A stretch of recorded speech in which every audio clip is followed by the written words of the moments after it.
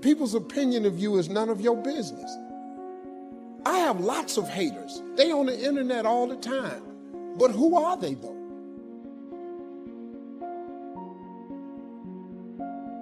There's times I felt like giving up.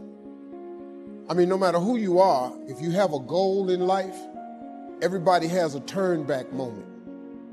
Everybody has a crossroad. If you haven't been at it, it's coming. You can either decide to continue or to quit, to go forward or to go back. You're gonna always have that decision. But what I did was, I made all of my dreams bigger than my fears. So when I felt like quitting, the results would have been devastating to the goal I was trying to attain. See, I was so sick of being poor. My motivation was, I was just exhausted from poverty. I couldn't do it. I was sick of living in my car. I've been living in my car for 3 years. I was sick of not having money. I was sick of not having a bathroom, a front door. And so for me to quit, and see, that's what people do. People quit when it's at their hardest moment. But if it's at your hardest moment, why would you quit? Somebody sent me a plaque one time that said, if you're going through hell, why stop there? I mean, think about it. If you're going through hell, why stop there? You in hell. Move, keep going. And I just could not see myself not being successful. And so since I was already at my lowest point, how much lower can I go? I figured if I quit, I'd go lower than that. I didn't need that. So I just, but my faith, my mother being a Sunday school teacher, teaching me about prayer and God, that was really helpful to me, So I just, I wanted it. I just, can I tell you something? If you really want to be successful, you gotta have a lot of dog in you. You gotta be mean sometimes, because life ain't fair. Life is hard, man. It is not fair. Like you have happened to you that just, you go, man, why this happened? Because life ain't fair. But life ain't fair to nobody. You just gotta fight through, man. You gotta bite back sometimes. It's like haters. When you get haters, people's opinion of you is none of your business. I have lots of haters. They on the internet all the time. But who are they though? They don't even know me. People who are haters on the internet, I call them thumb gangsters. They just typing, their little punk got a private page. They saying about, they don't even know me.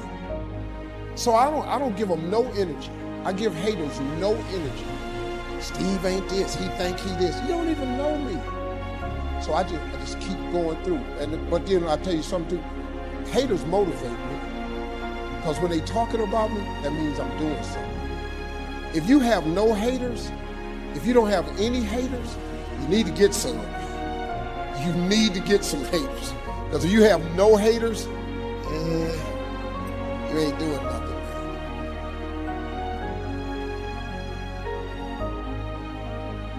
So, one last piece to that. If you give up, you know exactly what's going to happen. But if you can just manage to wake up tomorrow and just see what tomorrow brings. If it don't bring what you want tomorrow, if you can wake up one more day and see what tomorrow brings. Because here's the one thing about it. The reason God wakes you up in the morning is because he still has something for you. If God was through with you, you wouldn't wake up no more. So as long as you keep waking up, it's because God has something for you. So as long as I wake up, I just look for it. I say, okay, God, what is it today? It might be a challenge, it might be a test, or it might be the win. But either way, I'm gonna wake up tomorrow. And if I wake up tomorrow, that's a good sign that he ain't through with me yet. So I just keep waking up and keep going, man. Never ever give up. Rewarding people for small steps of progress. Rewarding people. Sometimes it's just recognition, handshake, pat on the back. Mary, you're doing a fabulous job. And you figure out what those recognitions are. Small steps of progress. Guess what promotion pays if you learn it well? Big money. Getting people to do something they wouldn't ordinarily do by themselves. People will do some unique things by themselves, but if you can figure out a way to say, Mary, if you do this and this, she says, well, I'll go for it. Now, she wouldn't have thought of that on her own. Here's what works magic. It's better than money. Money's a bit unimportant. Here's what's important. Ingenuity. The best place to wake up your ingenuity is what you're doing right now. Representing a unique product and getting customers, recruiting distributors, and promoting and all this stuff. Ingenuity. Figuring out a way. If it doesn't work this way, we'll work another way. I used my ingenuity, made a fortune. My ingenuity worked on doing all these campaigns. The spring campaign and the summer campaign. This week we're going to recruit a school teacher. How many of you got it? School. It's a school teacher. School teacher. I pick out a little category and say, let's go.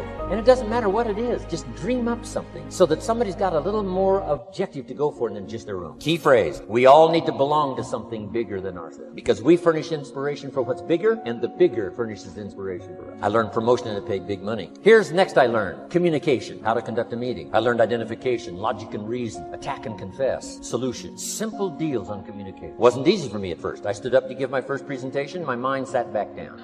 Right? Y'all been through that? Opened my mouth, nothing came out for a while. But here's what I did. I did it again. Just jot that phrase down. I did it again. That's the secret to how I got here. 35, 40 years later, it's how I got here. I did it once, it was uncomfortable. That first presentation was so lousy, if I hadn't have been doing it, I'd have gone home. It was not that good. But here's the secret to how I got here. I did it again, and then I did it again, and then I did it again, and I did it again. I remember when I first decided to be a little more animated, right? And walk out away from the podium, right? Get out from just behind the podium. So I got out there, and then I thought, how do you get back? Whoa, I'm stranded out. Remember those times? Doing something for the first time? But you learn quickly in your business, right? In your business, the guy stands up to give his first testimonial, and he's so nervous he forgets his own name, right? And 30 days later, he wants to give a 3-hour testimonial, right? You hardly get him off the stage. So learn communication. How to affect other people with words. That's the greatest art in the world to learn. How to affect other people with words. Key phrase, don't be lazy in language. If you learn to use the gift of your own language wisely, it can make you...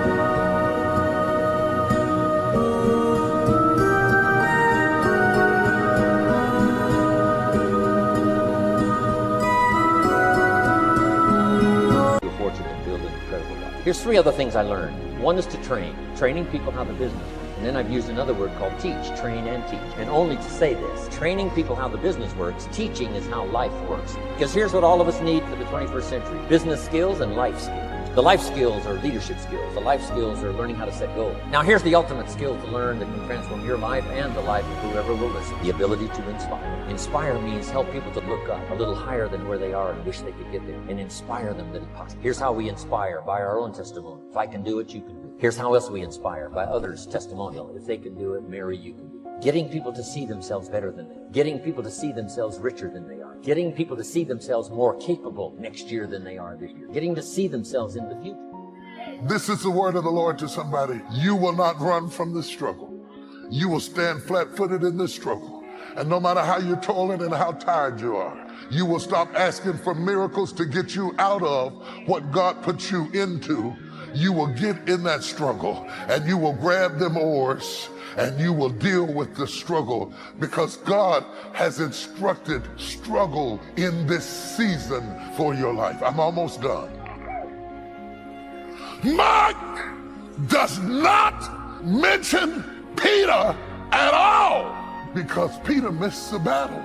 And my God, Peter has a habit of missing battles. When Jesus got to the cross, he missed the battle. He denied him and said he wasn't a disciple. He missed the battle. He ended up ashamed and disgraced. He missed the battle. I'm just saying, it could be possible that he should have stayed in the battle. Have you fought hard enough? Have you resisted of the blood? One final thing. He doesn't mention Peter. He only talks about the boats. He only talks about the battle. And then at the last moment, he brings up the bread. And now I understand it. I never understood why Jesus told them to gather up the fragments. We don't hear where they ever used them. We don't hear where they ever ate them. We only hear that the fragments were on the boat. And it is this gospel writer that makes us understand why. Fragments were on the boat to remind them of what God had done before in their life. And the Bible said that they forgot the loaves because of the hardness of their heart. The loaves were there to remind them of what God had done in the past. And Jesus said, take the scraps with you. I never could, because my mind draws pictures, I never could figure out who wants to eat this stuff. These leftover scraps in baskets where everybody been eating off them and throwing it away did not sound appetizing to me. So I thought, maybe I'm frivolous, but it seemed like to me, Jesus, if I'm going to work for you for 3 years, you could give me something fresh to eat.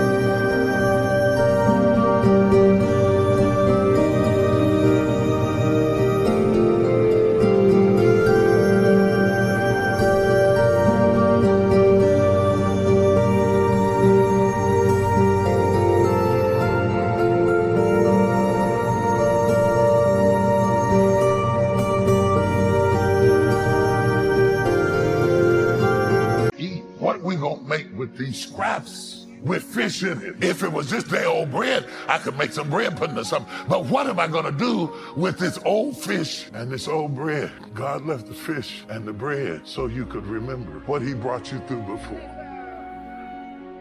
And God knew that a storm was coming in your life. And he said, I want to leave an evidence in your life that when you needed me before, I've always been there. And every time you've ever been in trouble, I brought you through. Everybody that's watching me, if you've ever been in trouble and God brought you through, give him a praise right now. And I'm saying to you, you know why people do what they do? The people who go after their stuff, what makes it worth it? It's got to be your passion. You got to love it, ladies and gentlemen. You got to love it. It's got to be what you are supposed to do. You want to sing, and even though they want to invite you to Carnegie Hall, you're going to sing to anybody that listens to you, including singing to yourself. I used to talk to my plants when nobody else would listen to me. You got to write, even if no one published your book, write, because that was given to you to do. You do what it is you're supposed to. You're supposed to build something. You're supposed to create something. I don't know how to do it. Learn. Do whatever is required. Just go out there. It's possible you can get what you want. It's necessary. If you want it, you got to go into action. You got to be willing to experiment. You got to be willing to fail and to succeed. You got to be willing to form and to develop new relationships. It's you. It's on you. You got to make that happen. Nobody's going to bring it to you on a silver platter and say, here's your dream, manifest it. No, it's hard. Yes, it's hard. It's difficult. Yes, right. And it's worth it. People ask, hey, man, these kids, man, it's rough dealing with them. That's right. That's right. You think peer pressure happened overnight? We went through peer pressure. I remember as a kid, some guys said, hey, Les, me and another fellow named Willie Lower, we were going home. Hey, man, we're going down to Goulds, man, and knock off a grocery store. I said, look here, I don't want no part of that. I'll see y'all later. Say, y'all chicken. I said, that's all right, you say whatever you want. Low stop. I'm not chicken, man, don't call me chicken. Then why don't you come? We didn't even ask you to come into place, man. All you do is just drive the car, that's all. I don't know how to drive that good. Well, we're trying to get Les to come. He's chicken. Hey, I'm not driving nothing, all right? Willie, don't care about what they say, man. Leave him alone. You want to go do it? You find somebody else to drive, or you drive yourself. Come on, Willie, man. Pull him, he stop. I ain't chicken. All I got to do is drive? Yeah. I said, Willie, that sounds simple, man. Don't go, man. He went. And the next day, we read the newspaper where when they robbed the store, when they came out running to a car, the merchant, the man who owned the store, came out just shooting wildly, and he hit the driver in the head. So peer pressure didn't just start in the 90s or the 80s. It's difficult and it's challenging for kids right now. And it's going to take some easy, simple methods to help bring them out of this madness, this insanity. No. Is it hard? Yes. Let's look at what we've been doing. What has worked? What has not worked? Let's look at where we want to go. What is it that we want to produce? What is it that we want to create for our young people? And as we think about that, start experimenting with different methods and techniques to create and to produce that. And begin to believe that it's possible through our commitment, through our vision, through our determination, our relentlessness. Because of our belief, it's possible that we can reduce the teenage homicide rate, the teenage pregnancy rate, the dropout rate. That it's possible, looking at what kind of world are they going to be in. As we look at the global economy, that as we begin to use our collective will and genius and resources, it's possible that we can create an educational system that not only will test their minds with information and facts and figures, but will teach them how to think and be creative. And what does it mean to be a human being and to value human life? And how do you make relationships work? How do you bounce back from adversity? It's possible that we can give them a curriculum that will give their lives a sense of purpose and direction and meaning, and teach them how to begin to know and operate on a higher level of being, where they become assets to our society.